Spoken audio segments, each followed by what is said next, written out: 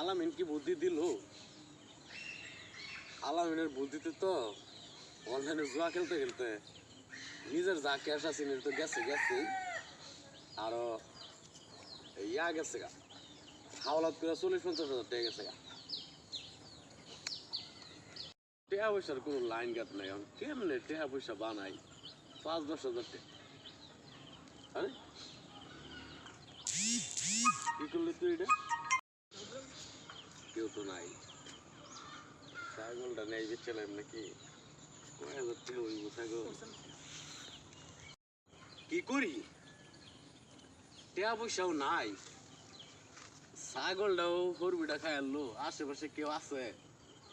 আশেপাশেও তো কেউ নাই। এক কাম করি,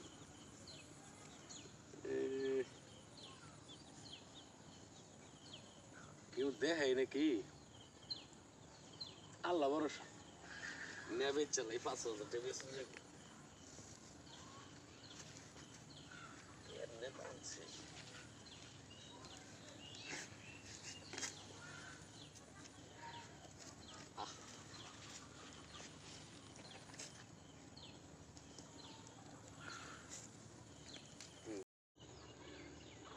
শিফাতগর ছাগলটাই মনে হয় চুরি করছি।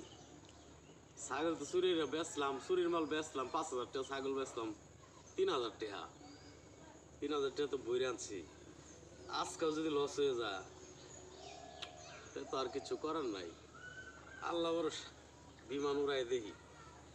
এই লাখ লাখ লাখ লাখ লাখ লাখ লাখ লাখ ইস রে, লাগলো না একটু লিখা। লাখ লাখ লাখ লাখ লাখ আই রে, লাগলো না। শালার কি করি, লাগেই না দেখি। লাখ লাখ লাখ লাখ লাখ আই রে, 3,000 টাকা তো টাকা আছে মাত্র 1,000। কি করি এখন, কি বুদ্ধি কি? লাখ লাখ রে, লাখ লাখ লাগস না কে লেগা? আরে যাইতে তো সব যেতেছে, কি করি? কাকা কি করুন? এই যে মোবাইল মোবাইল চাপতেছি।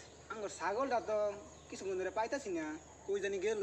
কই আছিল তোমার ছাগল? হেন বান্ধা আছেন, কই জানি গেল ছাগলটা। কি জানি, দেখো পাইতাছি না। সুইটার টুইটার আছে কোনো অনেক আছে ইগা, দেখো সামনের দিকে কই গেল? দেখো, দেখি গা, সামনের দিকে দেখো। দেখি গা, দেখ।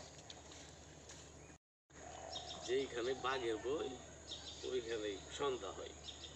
ছাগল তো নিচে আমি, মানে ছাগল ভাই বই করছে। টিয়াই আছে 300, বাইরে দিয়ে একবারে 300। ইস, এই 300 গেছে। কি করি, টিয়া খালি জায়গা, বুদ্ধি কি? আলামিনটা একটা মেসেজ করি।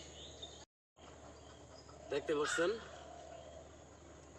শিক্ষিত বেকার থেকে মানুষ প্রথম টাকা ইনকামের জন্য অন্য একজনের পরামর্শ নিয়ে অনলাইনের জুয়াতে ঢুকে, বা এরকম খারাপ অল্প টাকা দিয়ে অনেক বেশি টাকা যেখানে লাভ হয় এই ধরনের কাজে ঢুকে।